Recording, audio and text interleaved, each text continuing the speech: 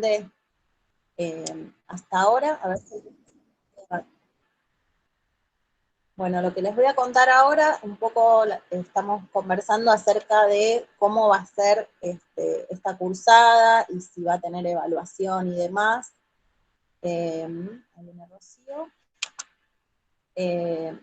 Nosotras hicimos... Profe, Sí. aviso que tengo algunos problemas con el internet. Bueno, y capaz que yo también y cualquiera de nosotras. Eso, eso es un azar que nos puede tocar a todas. Igual, Juli, si querés escribir en el WhatsApp, en el chat, perdón, y ves que el audio no camina y eso. Bueno, les decía, conmigo hicieron como única actividad, digamos, del tipo que yo puse aprobada o rehacer en mi planilla, es la carta a un pedagogo latinoamericano. ¿Sí? Cualquier cosita me van preguntando en el chat o piden la palabra. Algunas le escribieron a Sarmiento y otras a Simón Rodríguez. En esa carta, además de jugar con esta cosa de hablar desde el presente a alguien del pasado, ustedes volcaban un poquito las ideas de ese pedagogo y dialogaban con esas ideas. Y la mayoría de las producciones estaban muy bien, les puse aprobada. Para mí fue emocionante también leer esas cartas, porque contaban cosas de la pandemia, o bueno, dan su punto de vista. Son cartas que contienen un posicionamiento político, no sé si están de acuerdo, porque ustedes toman una posición con respecto a la sociedad, a la escuela, a la educación, digamos, a los grupos sociales, a la desigualdad, o a la discriminación, ¿no? Así que, bueno, la verdad me encantaron las cartas. Si a alguno le puse rehacer es porque quizás no aparecían estas ideas de ese pedagogo, o sea, algunos lineamientos de educación y social que planteaban ese pedagogo, y les pedí que lo agreguen, simplemente. Así que, en principio, yo no es que no estoy con el lapicito fijándome quién escribió en el foro, incluso después desistí de usar el foro, porque me di cuenta que quizás no todas podían participar de él. Esto no quiere decir, quizás armemos un foro de cierre, después lo pensamos. Me gusta cada vez más pensar con ustedes cuál es la mejor herramienta para trabajar y comunicarnos, ¿no? Así que, bueno, hoy vamos a hablar de normalismo, a partir de las consignas que yo les puse en la clase. Sí, ojalá hayan podido leer y escuchar la entrevista que le hizo Romina a su madre, pero en el caso de que no haya sido así, de todas maneras creo que lo mismo podemos intercambiar sobre estas cuestiones acerca del ideal de maestro, maestra que había en el inicio de la formación docente, cuál es el rol docente que pensamos en la actualidad, ¿sí? Bueno, y les cuento, en octubre veríamos solamente Escuela Nueva, ¿sí? No sé si ustedes se acuerdan, las hermanas Cosettini, Luis Iglesias es otro referente, y encontré un uruguayo que se llama Gesualdo Sosa, que también es representante de la Escuela Nueva. Así que bueno, les haría como una ficha técnica de lo que es Escuela Nueva, no sé si ya lo vieron en alguna materia, en alguna cátedra vieron Escuela Nueva.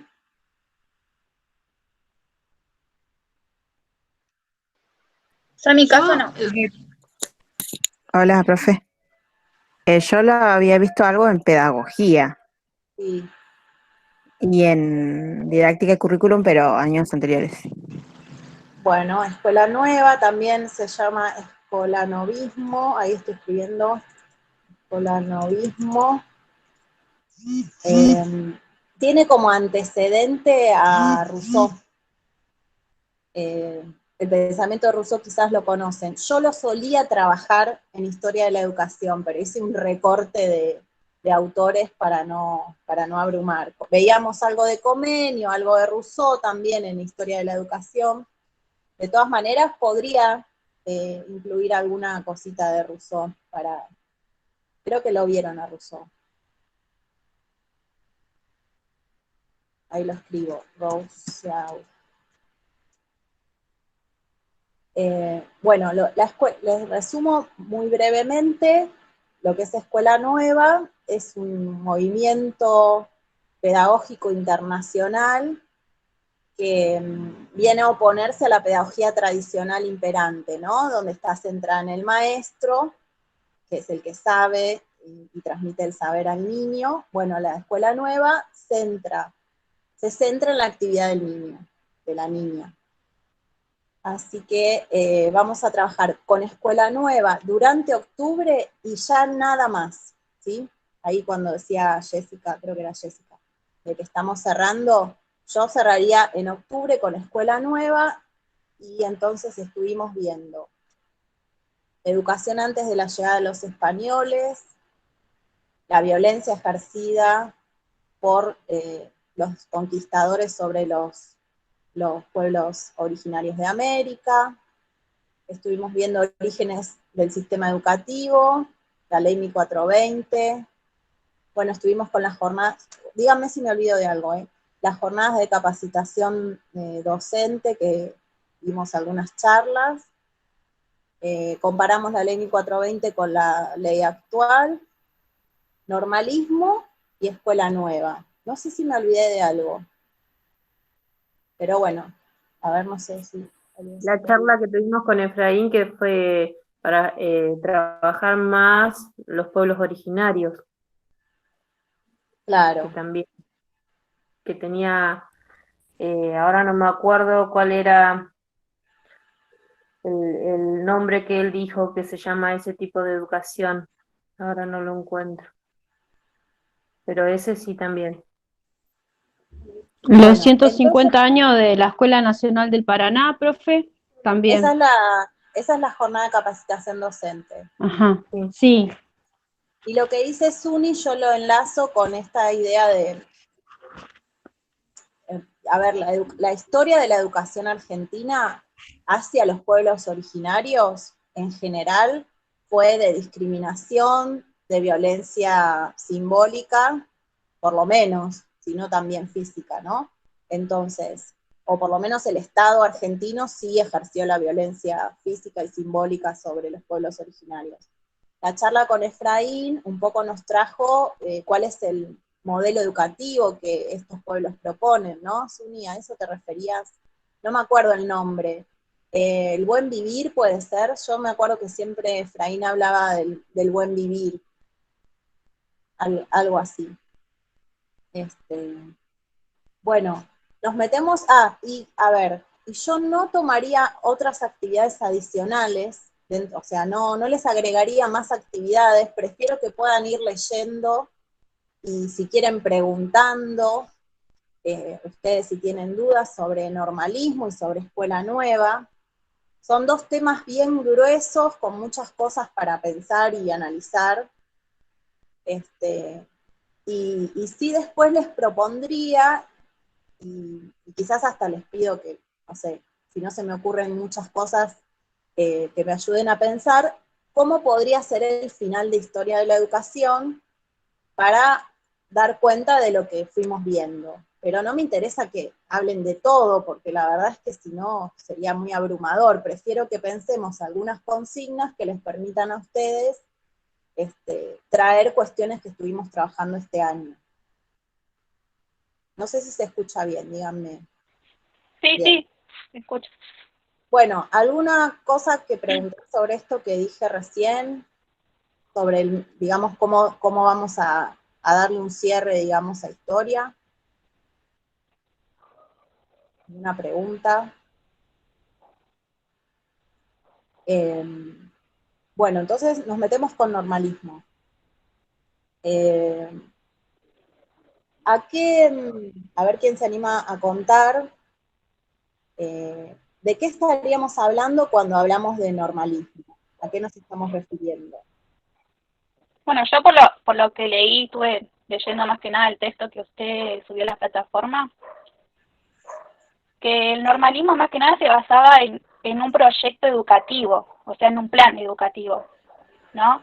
Que tenía como base formar individuos que reconozcan y respetaran una cultura que sea legítima, o sea, una cultura que era legítima aquella que era transmitida solamente por la escuela.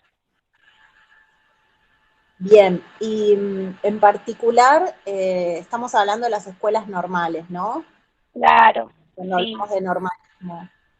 Está bueno esto que dice Julieta del proyecto educativo, porque si no, no se entendería por qué habría que crear escuelas normales, por qué van a tener las características que tienen en sus inicios esas escuelas normales, ¿no? Si no pensamos que están en función de este proyecto educativo que menciona Julieta, nos estamos perdiendo una parte del asunto, ¿no? Hola, ¿me escuchás, profe? Sí, te escucho. ¿Solé? Sí. No, claro, que sobre el proyecto, ¿no? Que más que nada, yo noté que era un proyecto oligárquico, ¿no? Que estaba determinado y constituido desde las clases dominantes. Y que, bueno, básicamente fue el origen de la formación docente, ¿no? El normalismo. Bien, digamos, es un proyecto educativo al servicio de la clase dominante. Como, bueno, a ver, los sistemas educativos nacionales surgen... No a favor, o sea, a favor de la escuela como mantener el orden, sino también era como a favor del Estado porque de una cierta forma era como que se civilizaba a los alumnos, ¿no? De una manera, por ejemplo, como decir, los ciudadanos como para la ciudad, ¿no? Que no solamente era enseñar, sino como que se dirigía a los alumnos, se los moldeaba. Lo que hacían ellos era, ¿cómo puedo decir? Enderezar conductas, costumbres, los hábitos que traían los chicos, ¿no? Más que nada reprimir los malos hábitos que supuestamente para ellos creían que los alumnos traían de afuera. Bien, a ver. Y ese era el deber que tenía el maestro, ¿no? Crear en los un segundo, y ahora alumnos, no sé quién quiere... áreas propias, sí. ¿Quién quiere hablar de...? Esperen, lo que quería ordenar un poco era esto. Entonces, tenemos una clase dominante, la oligarquía, tenemos obviamente al Estado, que en ese momento estaba completamente al servicio de los intereses de las clases dominantes. Tenemos además esta ideología positivista, a la cual adhiere Sarmiento, ¿no? Como vimos, no Simón Rodríguez, pero sí Sarmiento, que busca civilizar a la población, y en este sentido lo que decía Julieta era de reprimir conductas, enderezar conductas, moldear. Sí, les pido esto, si van a hablar, buenísimo, abran el micrófono, si no, silencien, porque se hace un lío de sonidos y eso. Y si quieren, se anotan, no sé si está fácil para ustedes escribir en el chat, pero si me dicen, profe, puedo hablar, y yo las nombro, así hablan. Bien, entonces, se crean estas escuelas normales para formar, ¿necesitaban muchos o pocos docentes en este contexto? Muchos porque tenían que editar a todos igual. Claro. Sí, eran muchos y el docente lo que tenía que hacer era enseñar lo básico, era más que enseñaba disciplina y buenas conductas y no las materias en sí. Sí, más que nada era una educación moral, era una enseñanza en sentido disciplinante, normalizador, que el objetivo más que nada era lograr un orden y que el alumno pueda incorporar esta cultura. A ver, acá hay un problema, acá hay un dilema con la cultura. La escuela va a enseñar, creo que van a estar de acuerdo, la cultura dominante sin decir que es la cultura dominante, van a decir que es la cultura, ¿sí? Claro, pero lo ocultan que es de la que pertenece a la clase dominante, para ellos es la única cultura. Esto ya instaura una violencia hacia las otras culturas, ¿no? La única cultura válida es la que enseña la escuela. Está bueno pensar en qué sentido todavía esto persiste, ¿eh? Porque hay un montón de imaginarios sociales acerca de si no voy a la escuela no soy nadie, ¿sí?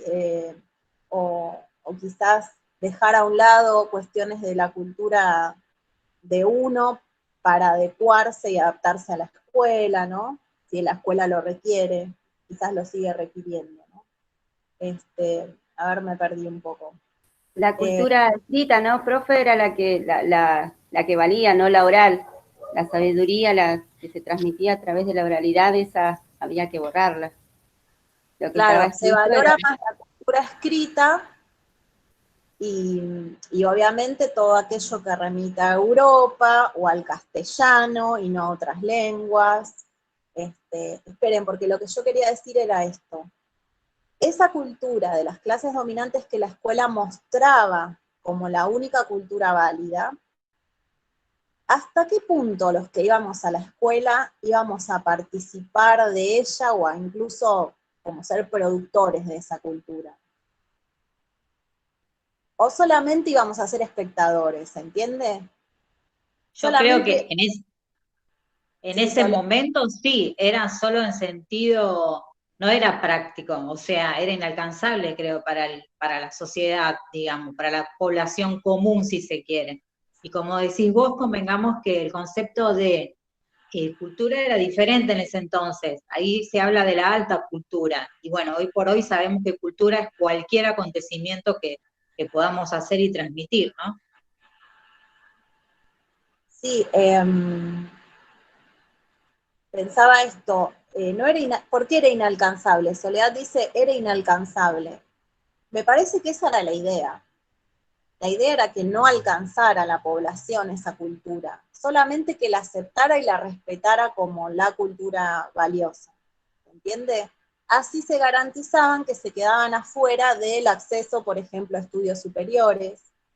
La clase dominante, la oligarquía, quería que los que iban a la escuela primaria siguieran después en la secundaria y en la universidad, ¿sí? Claro, era educar, pero no tanto. Exacto. Y era más que educar, esto que habían señalado las Disciplinar. compañeras, sí, disciplinar, moralizar, eh, Civilizar. civilizar, sí. Era una herramienta para tener controlada la población, como ellos deseaban. Exacto. Sí, control, bueno, está también esta cuestión de la homogeneización, y ahora vamos a pensar cuál era el ideal de maestro y maestra, o sea, esas escuelas normales que se necesitaban para formar un montón de maestros y de maestras, porque no había docentes titulados, ¿verdad? La mayoría de los docentes no tenían un título eh, que mostrara que eras un profesional idóneo para la educación, ¿sí? A partir de la ley 1420 y de la creación de escuelas normales, se buscaba que progresivamente se vayan reemplazando los docentes sin título por docentes con título. Bien, ¿cómo? Ahora nos metemos más como en la escuela normal, ¿sí? ¿Cómo debían ser esos maestros y maestras egresados de las escuelas normales? ¿Qué se esperaba de ellos? En los Eran Tenían un un estudios, modelo a modelo ¿verdad? a seguir. seguir. Sí, A ver, si debía tener pedimos un la carácter, palabra.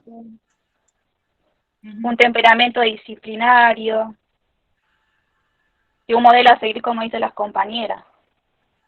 Bien, ¿y qué era lo que...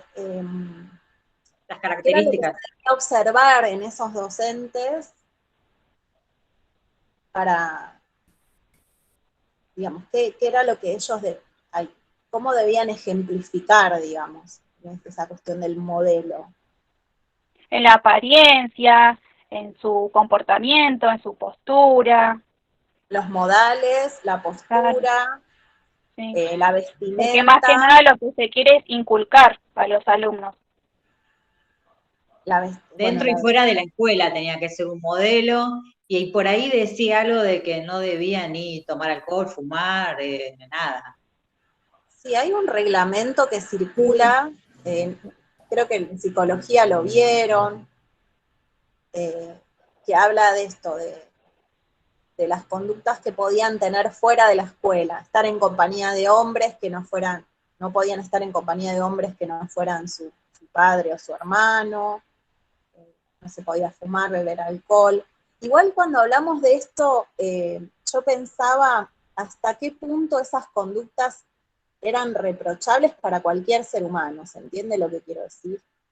Más allá de que vos fueras una docente, creo que esas conductas eran señaladas en cualquier mujer que hiciera eso, ¿se entiende lo que quiero decir? Bien. Más allá de que tu rol sea, o vos te desempeñaras como maestra en la sociedad. Hice esa Profe, lectura. hay algo que yo había visto que no todas las escuelas se formaban la misma calidad de docente, que dependía cuál era las personas a las que iban a enseñar para la profesión. Eso me pareció muy interesante porque ahí había una gran diferencia en los lugares donde los docentes iban a dar clases. O sea, también había una violencia simbólica en ese aspecto. A ver, Vero, ahora vamos a ir sobre lo que decís vos y después pidió Suni la palabra. A ver, ¿alguien más había pedido la palabra? Porque no. Acá Verónica trae otra cuestión que es la diferencia que hay entre escuelas normales. Se fueron creando escuelas normales en todas las ciudades capitales de las provincias y también en ciudades más pequeñas de las provincias. La escuela modelo dentro de las escuelas normales es la Escuela Normal de Paraná, que justo cuando fueron las jornadas eran los 150 años de creación de esa escuela.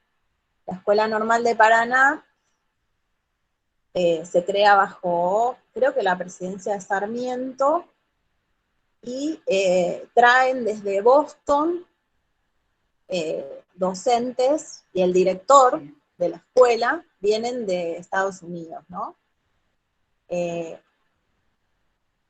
Resulta ser que esta idea de la enseñanza modelo, el maestro, la maestra modelo, se aplica también a las escuelas normales. Las escuelas normales debían seguir el modelo de la Escuela Normal de Paraná, que era como la institución de mayor excelencia en formación docente, ¿no? Lo que, a ver, no sé si tengo acá la cita exacta, pero decía los horarios, los métodos, todo debía ser igual en cada una de estas instituciones, ¿no? No había espacio. Pensemos la formación docente hoy. ¿Será lo mismo estudiar en el 105 que estudiar en Luján o que estudiar en Tandil, ¿no? O en la zona sur de Buenos Aires? ¿Cómo serán estos institutos entre sí? ¿Qué se les ocurre? En la actualidad estoy pensando, ¿eh?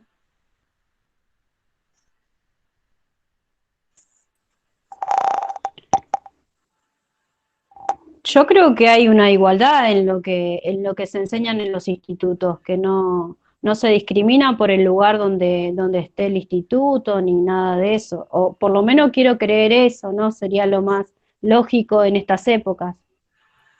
Sí, No, igual no me refiero a la discriminación, sino a las diferencias de contexto, y a que hoy en día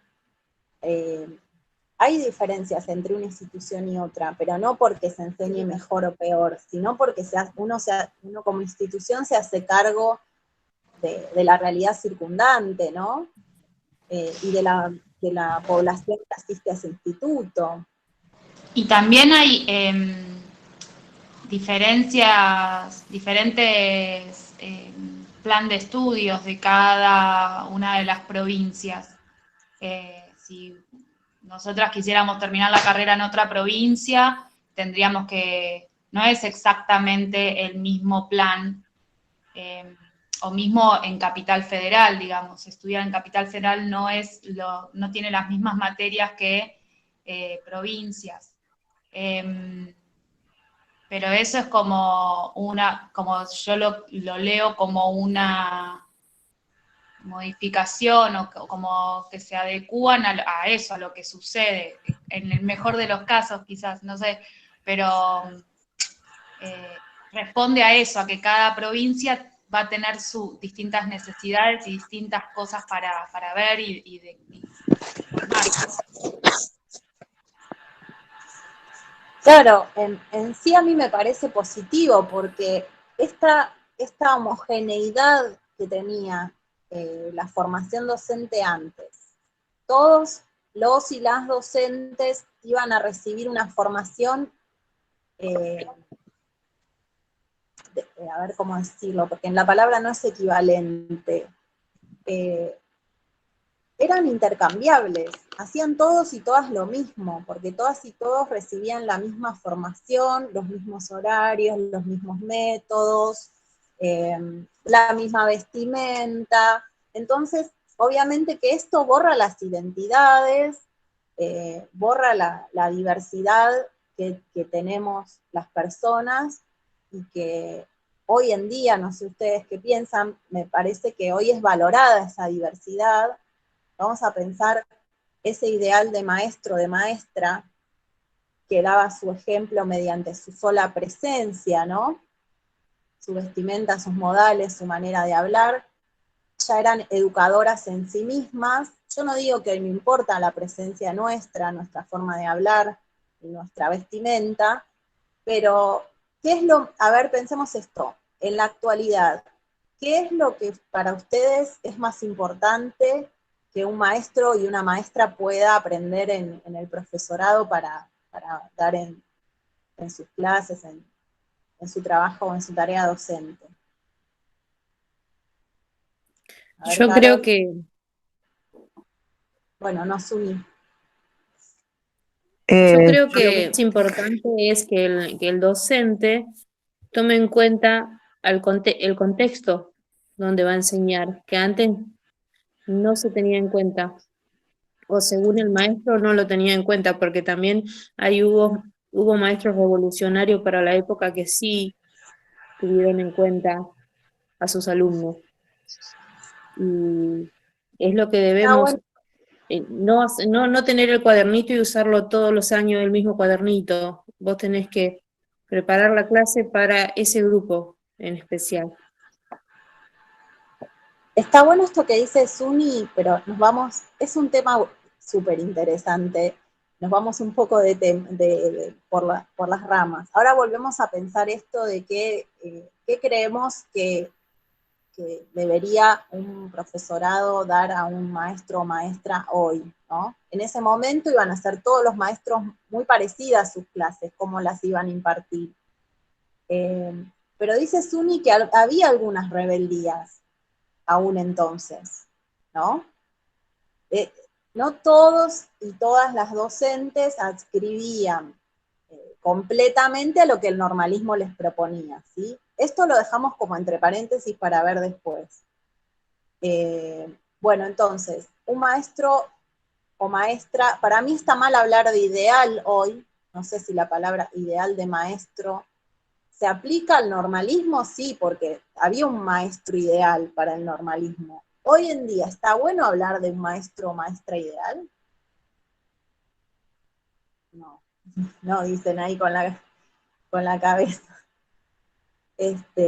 Hoy tenemos diversidad de maestros y maestras, por eso también cuando yo decía, ay no, te veo en la fotito, pero no me acuerdo tu nombre, espera. Bueno, yo decía esto, los institutos de formación docente se diferencian entre sí hoy, esperemos que no por la calidad de la formación, esperemos que la formación sea buena en todos los institutos, sino porque las realidades de cada lugar, de cada región, o de cada provincia, o de cada localidad, son diferentes. Y la institución se adecúa a ese contexto también. Entonces, si hoy tenemos diversidad, ¿no? ¿Qué esperamos de un maestro y una maestra hoy? Que tengan en cuenta el contexto y que otras cosas. Puede ser. Al alumno en particular.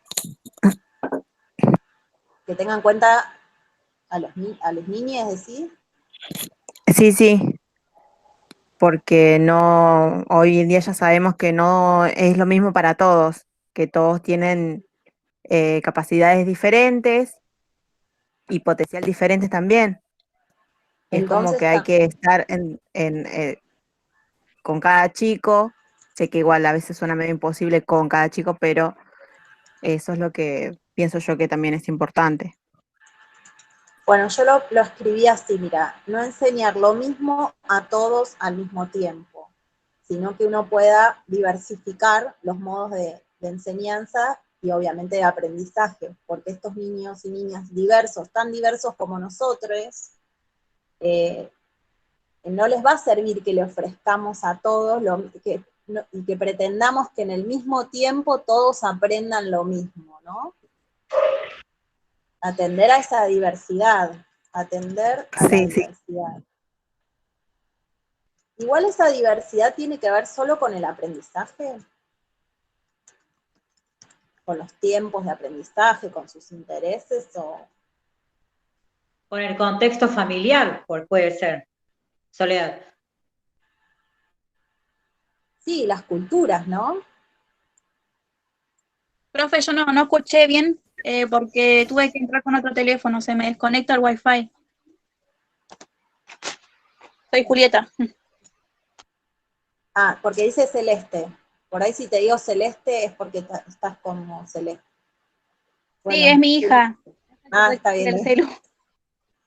Bueno, estábamos hablando de comparar este ideal de maestro o maestra normal, del origen de la formación docente, que promovía, eran homogéneos entre sí esos maestros y maestras, ¿no? En cuanto a su vestimenta, su forma de actuar, su forma de hablar, buscaban también homogeneizar a esos niños y niñas, ¿no? Borraban la cultura de origen de esos niños y niñas. Se destacaba la cultura que la escuela transmitía como la única legítima. ¿Qué hacemos hoy con la cultura que la escuela transmite? ¿Qué rol tomamos como docentes en relación con la cultura dentro de la escuela? O las culturas, vamos a decir. Hoy en día hay Antes, que desconstruir lo aprendido y tomar en cuenta todas las culturas. Por ejemplo, ahora vamos a ver el Día de la Diversidad Cultural. Ya no podemos representar ese día con Colón llegando en las 3 carabelas. Tenemos que tomar el pasado, que sí que existe, y reverlo, y sacar lo bueno, porque también, a pesar de lo malo que tuvo el pasado, también tuvo cosas buenas, porque si nos vamos a Sarmiento, más allá de su machismo y como el racismo que él tenía, también hizo cosas que aportaron a nuestra cultura, que si no hubieran sido de esa manera, desde el punto de la oligarquía, no lo hubiéramos tenido porque no sería posible, porque los poderosos no lo hubieran permitido. Sarmiento era más progresista que la oligarquía, ¿no? Sí.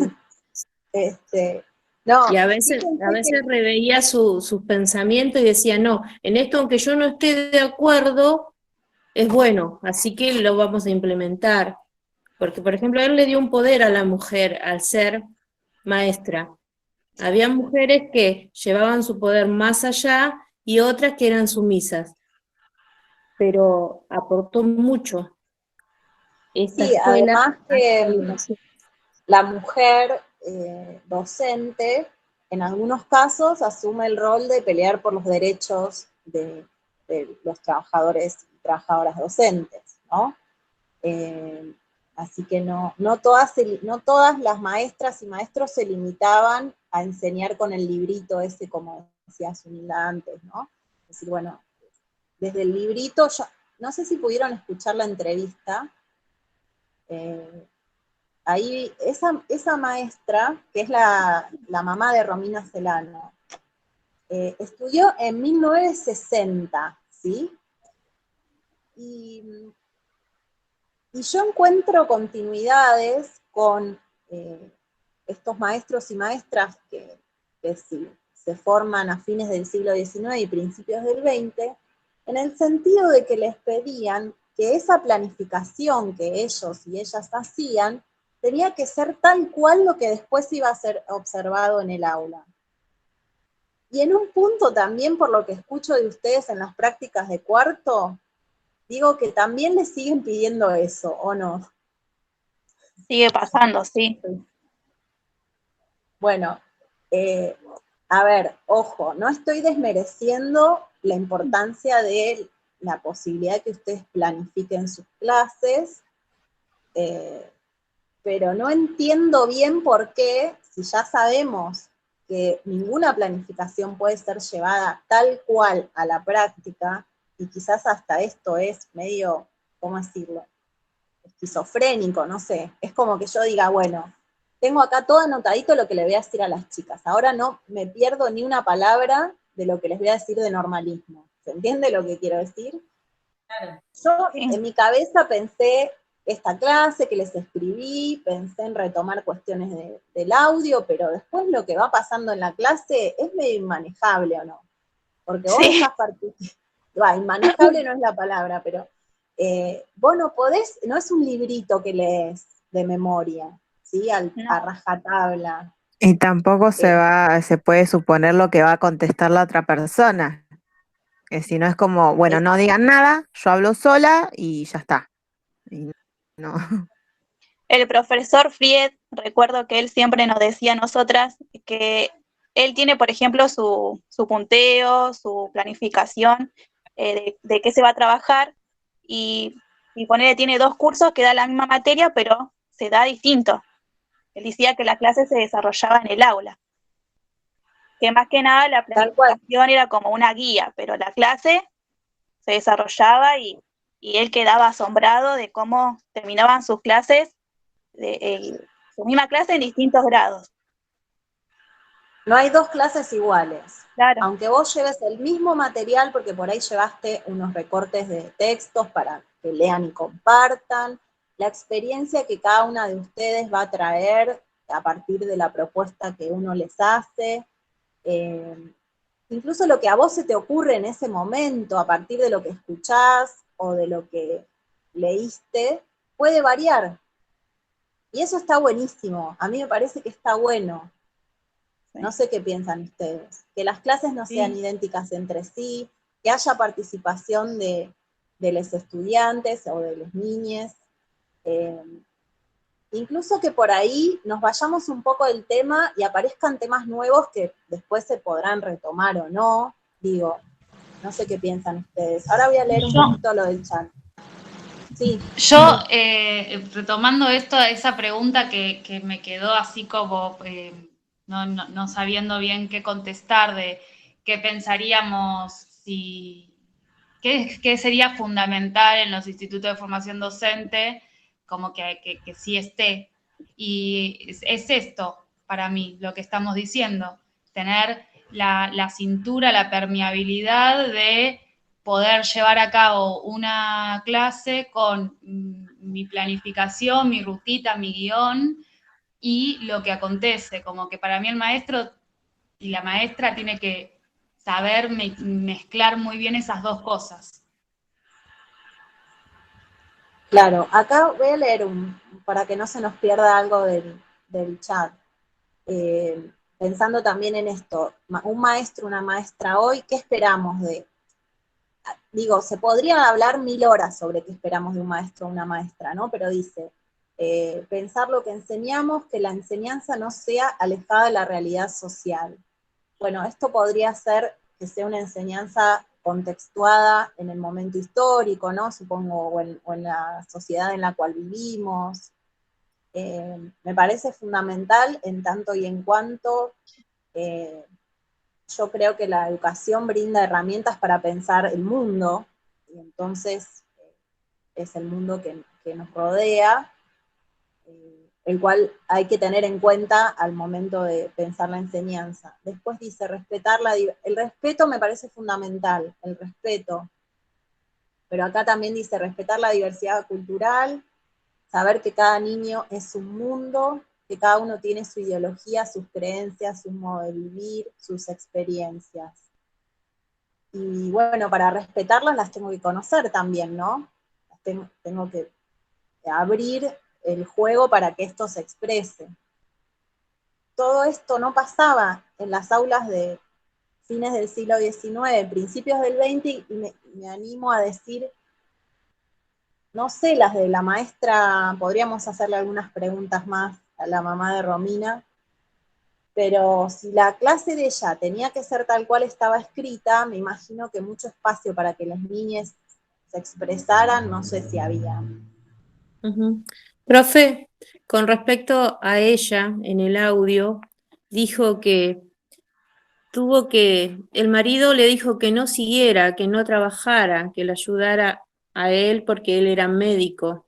O sea que el papel de la docente era secundario, porque dependía de su esposo.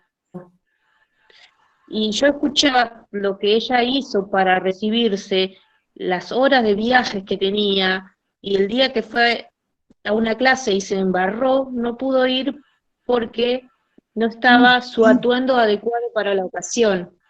Y eso es algo que hoy, por suerte, no lo tenemos, pero sí, a nosotros el profesor de práctica de otro instituto nos decía, ustedes cuando van a dar clase, no vayan de zapatillas. Se van bien maquilladas y bien arregladas. Eso es Bueno, como una bajada de yo lo línea. escuché ya hace unos años, pero en el 105 también les pedían que vayan vestidas con zapatos. No sé yo. Yo este año recién me pasé al 105. No, a lo que voy es que no es algo exclusivo ni de un docente de práctica ni de una sola institución, ¿no? Por eso estoy pensando, qué difícil, ¿no?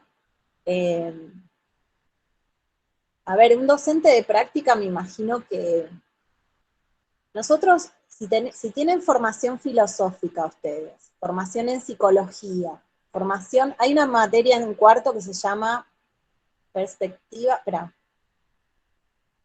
ético-política, ¿sí? Dimensión ético-política. ¿Cómo se llama? Dimensión ético-política, dimensión filosófica de la enseñanza. Digamos que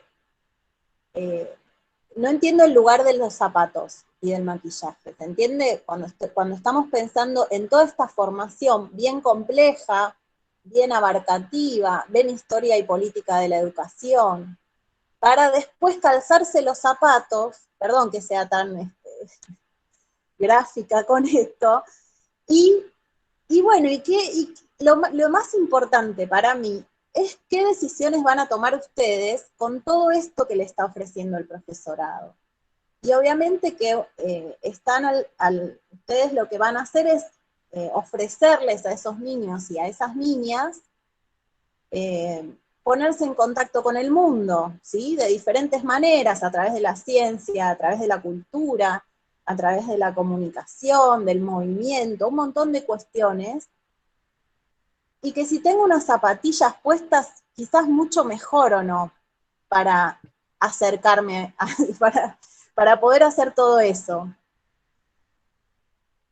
¿Qué piensan? Igual, sí, igual me parece que más allá o sea, entiendo la comparación con las otras con esa cantidad de materias que vos decís, bueno, esta formación es re rica porque nos hace como transitar por todos estos lados. La cuestión de la presencia me parece que tiene que ver algo con respecto a la mujer, digamos, lo que se espera de que una mujer tiene que estar arreglada, pero por algo más bien patriarcal que de formación. Claro, entiendo. Que va más por ese lado, como más todavía más por fuera del instituto en sí o de la formación docente en sí. Sí, y ni hablar, Luciana, si tiene un mechón verde o violeta, piercing, tatuajes, ¿no? Sí, o que una maestra sea trans, o que, no sé, tenga el pelo corto y un aro en la nariz. ¿Qué pasa con esas apariencias, esas corporalidades? En la escuela no se ven, no están. Sí, pero a lo que yo me refería, por ejemplo, yo soy una persona que empecé a estudiar de grande, pero tenía muchas compañeras, porque eran todas mujeres, de la edad de mis hijos.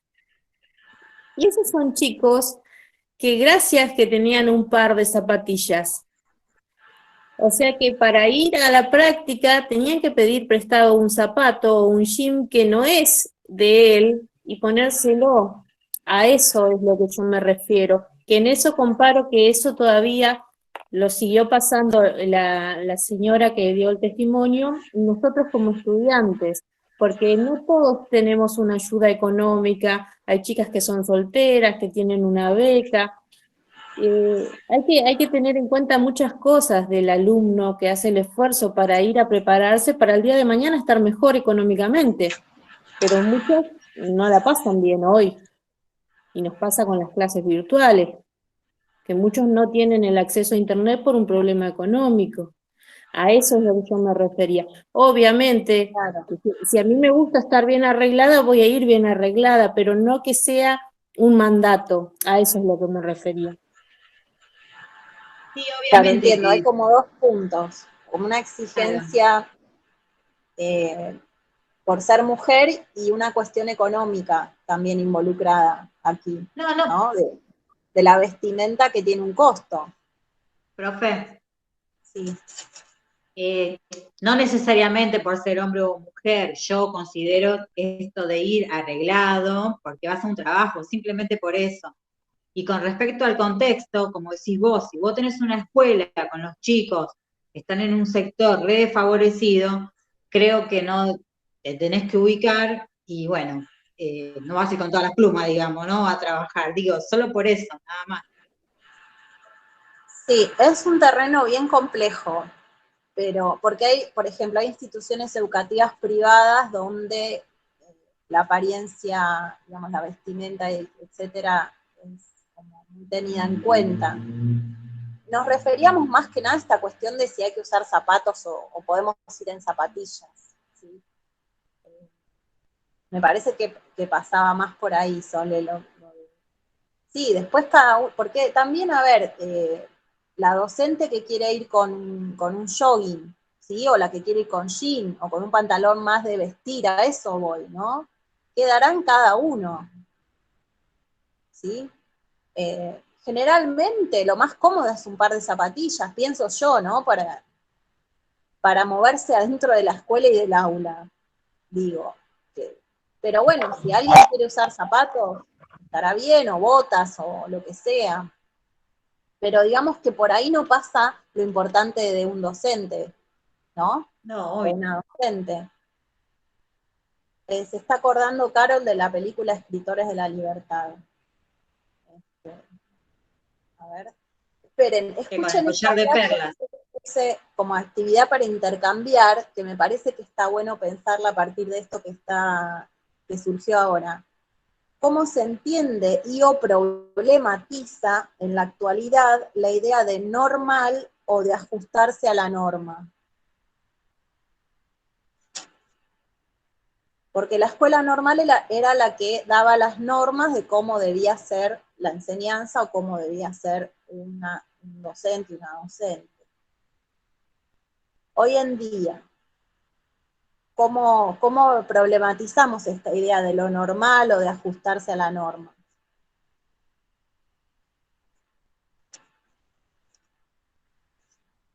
¿Se ocurre? Yo creo que se problematiza primero con esto, como el modelo que se quiere o se incita a que él o la docente sea. Y no sé, me acordé de que vos, profe, lo trajiste varias veces, de por ejemplo cuando hay cosas más políticamente, no sé, más tensionadas, cuando se llevan esas cosas al aula, ¿qué sucede? Como que son siempre cuestionadas, tildadas de, entonces me parece que como en ese aspecto no se estaría, digamos, como, o se estaría,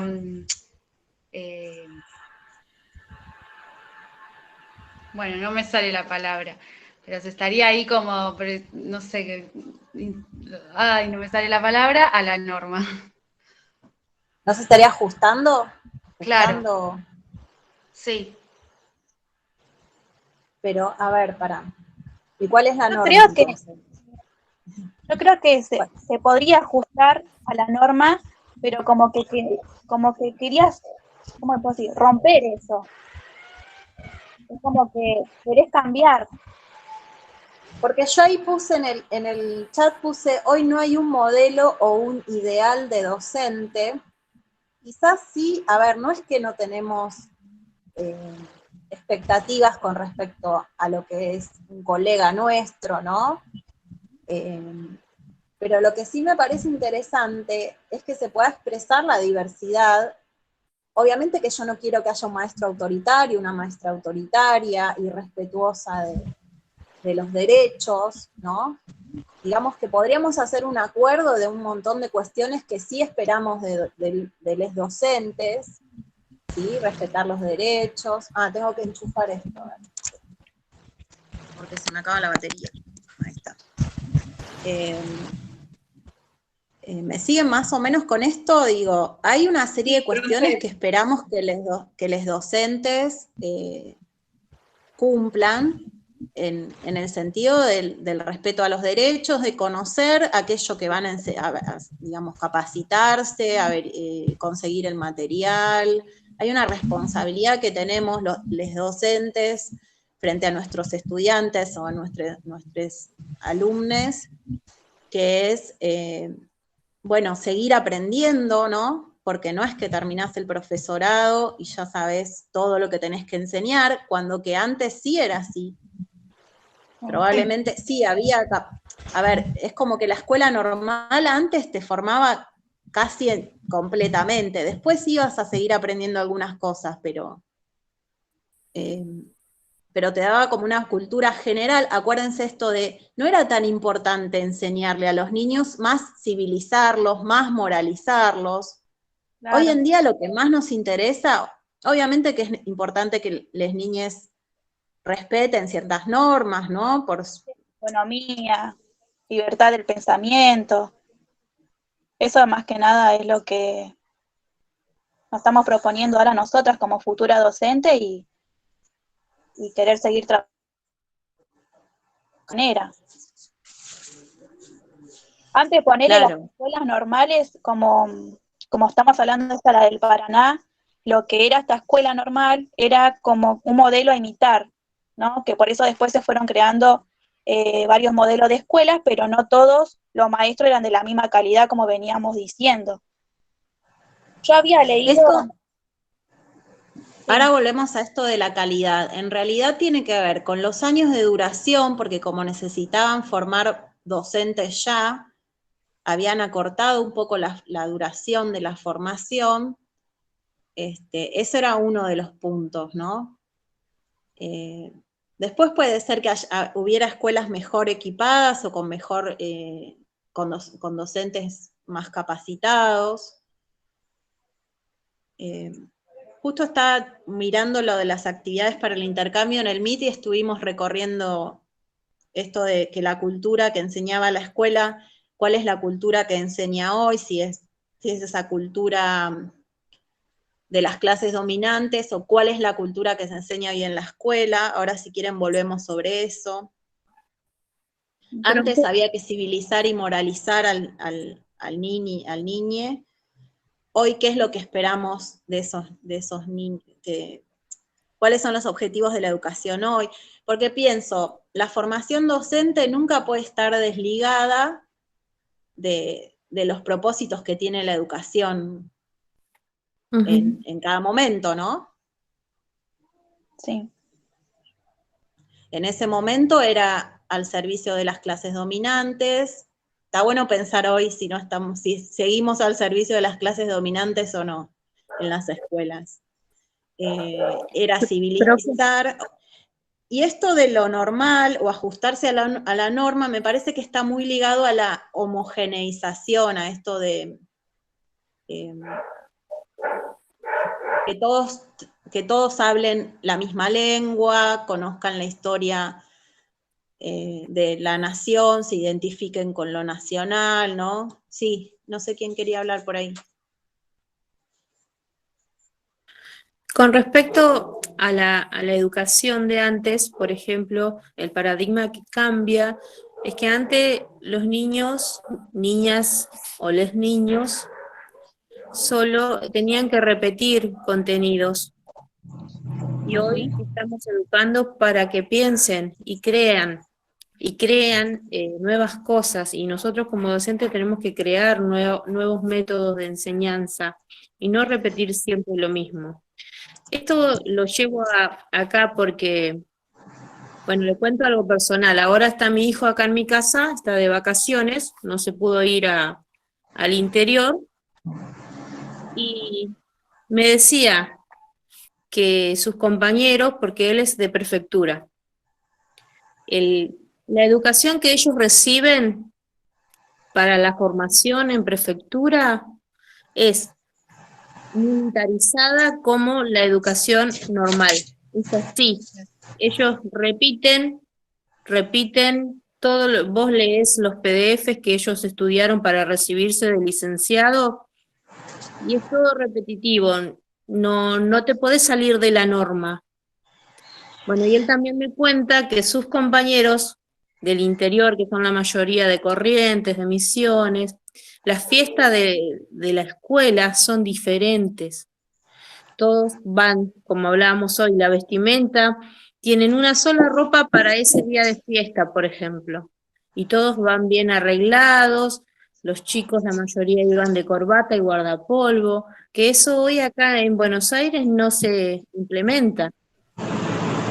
Igual estoy pensando, Suni, así como decimos, la formación docente se va a relacionar con los objetivos que se proponga la educación, digamos, las instituciones educativas, y la formación de, ¿cómo se llama?, de los gendarmes, se va a relacionar con los objetivos de la institución en la cual ellos van a trabajar, y que en general es responder órdenes, ¿no? Pensaba A esto. veces que chocamos nosotros por eso, del choque de ideas, es terrible. Terrible, no sabes. Quería que cuando me ellos ayuden a pensar. Dicen, no puede ser que digan así, le digo. Vos tenés que aprender a escuchar, le digo, porque esto es así, le digo, no es lo que a vos te parece nada más. Tenemos que aprender a escuchar. Quiero que me ayuden a pensar si ya estamos en otro lugar diferente, la escuela hoy, en relación con este objetivo de civilizar, de homogeneizar. Esto acá que puse, inclusión por homogeneización, que es algo que está en la clase. Ese era el proceso que llevaba adelante los maestros y maestras normales: negar, censurar y perseguir las diferencias de origen de sus alumnos y de los propios docentes, ¿sí? Porque si vos como docente tenías diferencias culturales con la cultura que la escuela iba a imponer, sin decirlo, ¿no? Recuerden que no es que la escuela impone una cultura diciéndote te impongo una cultura, ¿sí? Lo hace ocultando esos mecanismos de dominación y de imposición. Bueno, hoy en día la escuela ustedes como docentes en formación y las escuelas donde van a trabajar, ¿estarían en otro, digamos, por otros objetivos y propósitos con respecto al origen de la formación docente y al origen del sistema educativo? Yo supongo que sí, profe, porque ahora se respeta la diversidad cultural, se incluyen todas los saberes de los originarios, o también de chicos que sean de países de alrededor. Ahora es otra manera, no es normalizar, homogeneizar a todos, sino que es una respeta a través de la heterogeneidad. Sí, Luciana. Yo creo que quizás la norma sería, o sea, no la norma como, bueno, quizás la norma sería algo de, en vez de homogeneizar, democratizar, como ampliar, y algo de no necesito que todo esté igual como país, digo, como sociedad no necesitamos que todo esté igual, sino que se tenga el acceso a la educación, porque también la educación cambió a un derecho.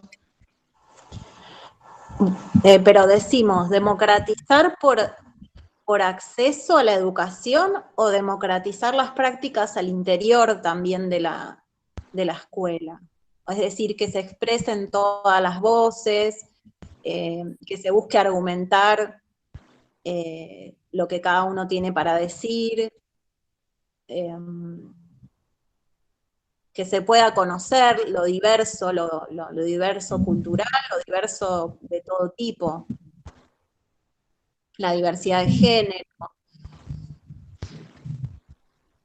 A eso, no, ahí pasó un auto. Sí, me refiero a eso. Igual, no sé, no me termina de cerrar del todo recurrir como, digo, no, afirmar que eso hoy en día es así, digamos, ¿no? Hay voluntades, pero no sé si puedo decir que es como la norma que lo llevamos todos los que estamos como... Sí, tal cual. En eso me parece que hay que prender la alarma, ¿eh? Me parece que la escuela, incluso en los institutos de formación docente, se promueve formación de sujetos críticos. Un sujeto crítico, eso lo vimos con Freire, ¿no? Lo vimos con Simón Rodríguez, si quieren, es un sujeto que busca que las sociedades cada vez sean más justas, ¿no? Que permitan que todos participen y tengan sus proyectos de vida. Digo, bueno, que no haya dominaciones ni de patriarcado, ni dominaciones de tipo económico, ¿verdad?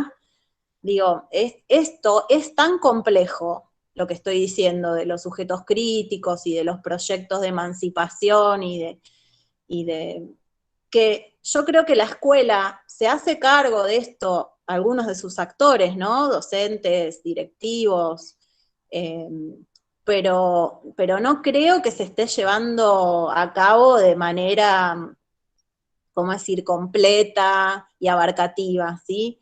Creo que se siguen dando lugar en las escuelas, quizás cada vez menos, pero situaciones de discriminación, situaciones de imposición, ¿no? de determinados patrones culturales. Es decir, que tenemos algunos elementos para ser optimistas en relación con... Profe. Sí. Sí, lo que pasa es que nosotros tampoco tenemos manera de saber qué está pasando hoy adentro de una escuela, porque obviamente nos estamos formando. Y ustedes, o sea, los profesores nos están inculcando, nos meten esto de inclusión, de diversidad, de todo, y nosotras obviamente que casi la mayoría tenemos esa mentalidad, por nosotras mismas y por el refuerzo de ustedes también que nos hacen, y obvio que queremos salvar al mundo, y bueno, qué sé yo. tenemos un montón de... Y sí, pero después hay que ver qué pasa, con qué nos vamos a enfrentar también, si con el resto de nuestros compañeros o los directivos, si nos dan el lugar ese que vos decís, a tener en cuenta cada chico, cada situación en particular y demás. Y desde el punto de vista de los padres, yo no tengo hijos, pero creo que con respecto al normalismo, también está muy arraigado esto de escuchar el comentario de chicos por ahí hiperactivos o lo que sea, de decir, le tocó una maestra que lo va a tener cagando. Y como que lo celebran a eso también. Entonces digo, está todavía el ideal del maestro ese, ¿no? Claro, qué bueno esto que dice Soledad. ¿Cuánto nos pesa ese ideal del maestro que todo lo sabía, todo lo tenía para transmitir, ¿sí? Y que tiene, ¿cómo se dice?, a raya a todos les niñes para que no se atrasen, para que vayan, ¿cómo se dice?, aprendiendo rápidamente en la escuela. Pensaba también cómo pesa la meritocracia, ¿no? Cómo pesan un montón de cuestiones sociales que los docentes no podemos manejar, ¿no? Es decir, tratamos de tener presente, de combatir todos esos mandatos que nos parecen que son nefastos para las personas, ¿no? Para esos niños, para esas niñas que van en contra de sus derechos de libertad, de expresión, de un montón de cuestiones. Bueno, como dice Sole, creo que alguna idea de lo que pasa en las escuelas, más allá de que no estén transitándolas todavía porque han ido a observar y demás, alguna idea se hacen, pero... Sí. Pero obviamente, así como es de compleja la sociedad, esa complejidad y ese enfrentamiento que ves en la sociedad, Sole y todas, y que vemos todas, también se refleja en las escuelas. También tenés familias que exigen que que le enseñes la cursiva, o que, no sé, que les enseñes determinadas cuestiones, o que no les enseñes ESI, ¿no? Sí. Sí. Bueno, es bien complejo y también pensaba que tenemos que luchar contra nuestras propias, ¿cómo decir? Aquellas cosas que la dominación nos metió bien adentro y que nos cuesta mucho, la palabra que había usado, de construir o, bueno, desandar o desarmar, las palabras que quieran usar para hablar de luchar contra nuestras propias contradicciones, ¿no? No sé qué más quieren. Con respecto a eso, por ejemplo, lo que yo he visto es que desde la institución valoran al nene que tiene las mejores notas y no valoran al que es mejor compañero. ¿Por qué no puede ir hoy en día un nene que es mejor compañero ser el abanderado de la escuela, pero sí puede ser el que tiene todo 10? Y por ahí no es mejor compañero, tiene la facilidad, tiene la memoria, la habilidad para aprender todo más fácil que al otro que necesita ayuda o que ayuda al que también le cuesta. Eso es algo que lo he visto y que a mí no me gustó porque lo veía al chico que tenía todo 10, pero no era buen compañero en clase. O ese era el privilegio que él tenía en la escuela porque tenía la mejor nota.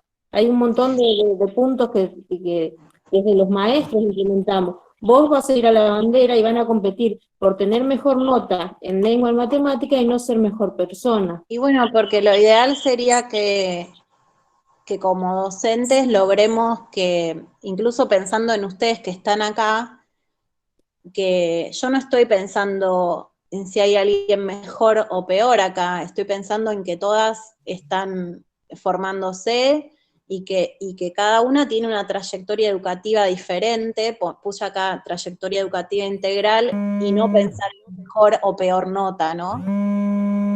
Pero Hace cada uno. Ahí hay un teléfono o algo. Sí, el mío. Yo te cuento eso porque yo fui a hacer una suplencia y era una bajada de línea de la directora. Buscame el chico que tenga la mejor nota para que acompañe a la bandera.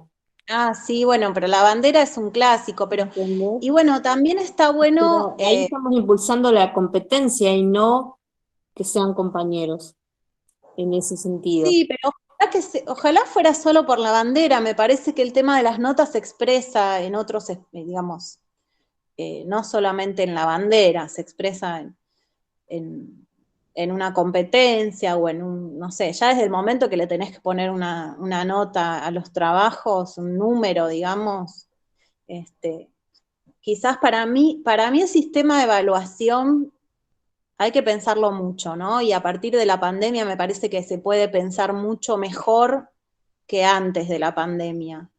¿En qué medida el sistema de evaluación que tenemos no echa por tierra un montón de cosas que queremos que pasen en las escuelas y después o sea, como que las escribimos y las borramos con la evaluación, ¿no? Queremos que haya cooperación, que el aprendizaje sea colaborativo y después ponemos una nota. Digo, me parece que no vamos a dejar de evaluar porque evaluar está muy bien, tenemos que ver cómo vamos, qué cosas necesitamos cambiar, qué apoyos extras o qué cuestiones necesitan nuestros estudiantes, pero de ahí a poner nota, o sea, que la evaluación se traduzca en una nota numérica, incluso para ustedes, ¿no? ¿Qué dice Profe, por ahí que yo yo un 8, pensaba, qué dice de Verónica que yo le ponga un 7, que dice de, ¿no? De lo que transitaron, de lo que, no sé. Perdón que digo de esos lo nombres que, que los tengo acá a mano y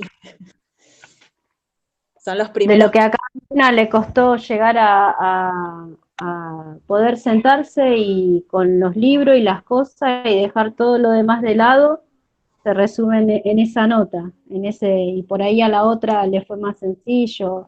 Es injusto. Yo también pensaba mucho cuando entré al profesorado, en segundo año nos dijeron cuál era el significado de alumno. Y hoy cuando yo hago las planificaciones me es imposible poner esa palabra, que eso fue desde los inicios de la escuela, que se utilizaba esa palabra para dirigirse a los chicos y a mí todavía me choca que esté en vigencia la palabra alumno. No la puedo Bueno, me utilizar, perdí, es ¿cuál es la palabra? alumno. Ah, y niñe. Yo uso cada vez más niñes, niñes, o niña, Yo niño. Igual el otro día desmintieron que alumno era ausencia de luz. Tenía otro significado, voy a ver si después lo busco. Igual en términos de derechos me parece que es mejor hablar de niñes y adolescentes, ¿no? Que de alumnes y estudiantes. Estudiantes es una palabra que me gusta más que alumnos, pero bueno, ya llevamos 1 hora y media de encuentro. No sé, me gustaría que, seguramente que no llegamos a hablar de todo lo que hace al normalismo, pero me gustaría que puedan contar algo de lo que, no sé, de lo que leyeron, más de lo que leyeron, de lo que les parece que, para qué sirve pensar el normalismo. Bueno, que digan lo que tengan ganas de decir como cierre.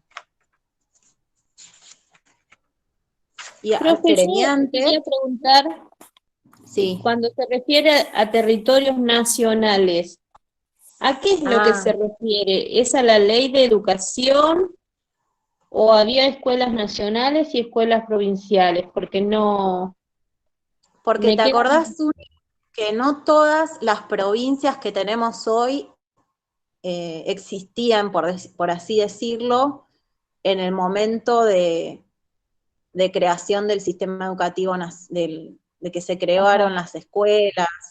Territorios nacionales eran aquellos habitados por pueblos originarios y que todavía no habían sido dominados, conquistados, ¿no? Por el Estado argentino.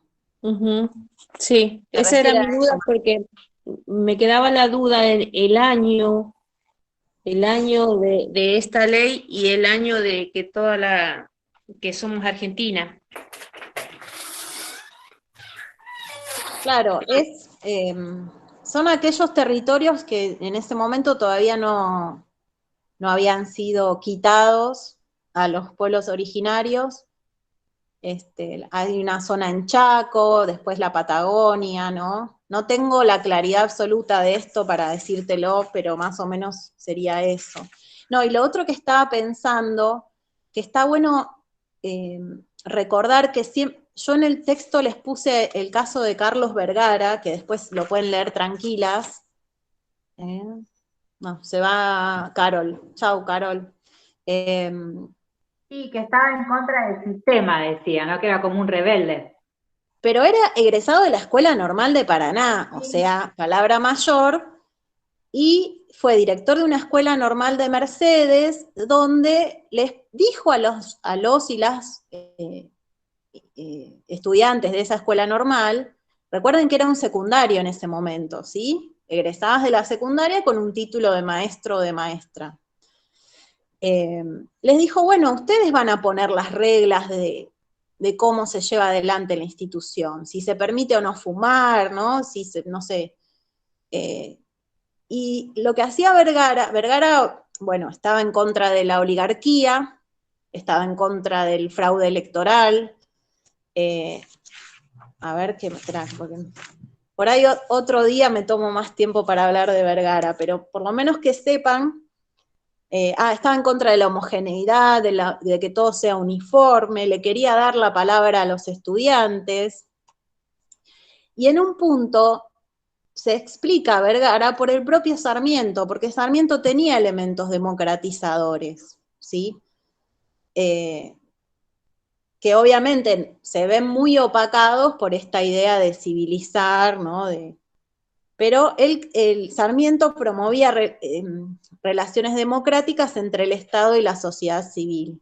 Quería que la sociedad civil participara de las cuestiones de Estado, mismo de la educación. ¿Qué más? A ver, había que estudiar los hechos y no los libros. La didáctica debía partir del conocimiento de los alumnos, ¿sí? O sea, hacer participar a los alumnos en las clases, ¿no? Se enseñaba a obedecer y no se educaba a los niños. Bueno, un posicionamiento político, ¿no? Claramente. Bueno, siempre los y las docentes tienen un posicionamiento político, ya sea que digan cuál es, o adscriban a la dominación, o estén en contra de la dominación, ¿no? O digan, yo no soy político, o política. Bueno, pero esto ¿por qué lo traigo? Porque si no parece que dentro de los normalistas no había nadie que estuviera en contra. Sí, había docentes socialistas también, que adherían a las ideas socialistas, y después vamos a ver también que había docentes de la Escuela Nueva, que claramente no están en la línea del normalismo, ¿no? Así como un fenómeno también complejo el normalismo. ¿Algo más que quieran agregar?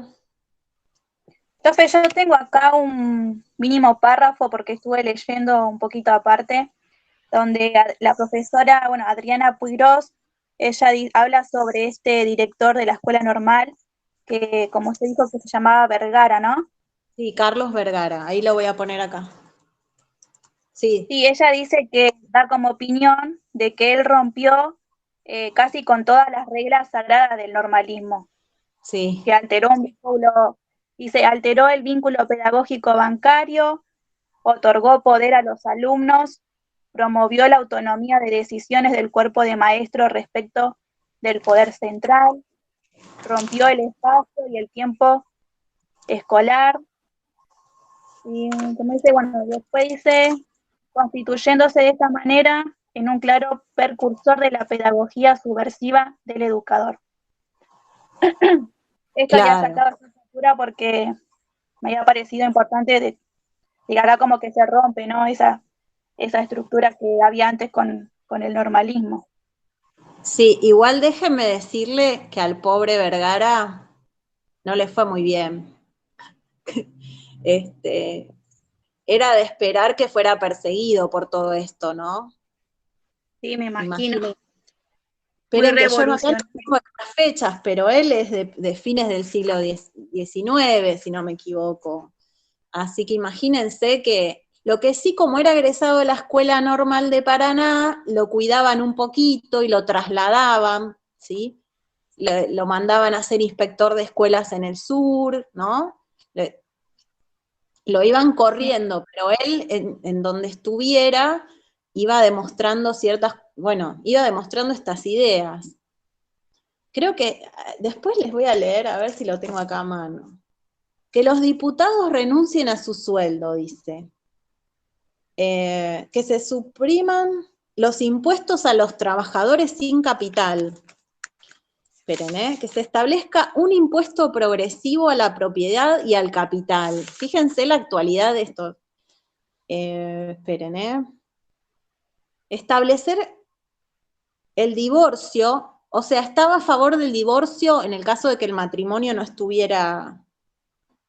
en nuestro país, ¿cuándo existe el divorcio? ¿En el gobierno de Alfonsín o no? El divorcio de un matrimonio. Reducir el periodo presidencial a 3 años, dice, porque si están más años los presidentes es perjudicial. ¿Qué más? A ver. Justicia gratis, abolir la pena de muerte y toda clase de pena. Que se separe la iglesia del Estado, chicas. Esto decía Vergara. Que los sacerdotes puedan casarse, que se otorgue a la mujer el derecho de elegir y ser elegida en igualdad de condiciones que el hombre. Bueno, y no terminé de leer todo lo que proponía Vergara. Obviamente que dentro de la escuela iba a proponer cosas similares en el sentido de la participación, ¿no? Así que bueno, para que conozcan a este sujeto tan particular, y obviamente que fue silenciado, y lo fueron corriendo, lo fueron como poniendo en lugares donde no molestara. Pero no es el único, hay más. Y hay mujeres también. Florencia Fossati, a ver, se los voy a escribir acá, después por ahí lo buscan cuando puedan. Florencia Fossati. Bueno, espero que hayan disfrutado. Yo disfruté mucho, a pesar de cierta incomodidad que nos genera esto del celular, la tecnología, la pantallita, pero disfruto mucho de cada encuentro con ustedes. Espero que les haya interesado, gustado, que les haya abierto preguntas. ¿Cómo fue? ¿Fue por ahí la cosa? ¿Sí? ¿Algo más que quieran comentar? Voy a ir deteniendo la grabación. Sí. Con respecto a Carlos Vergara, eso lo leíste de otro lado, ¿no? Lo que nos estabas leyendo Esto recién. que leí recién, sí. Esto está en un texto de Puigros que seguramente, no sé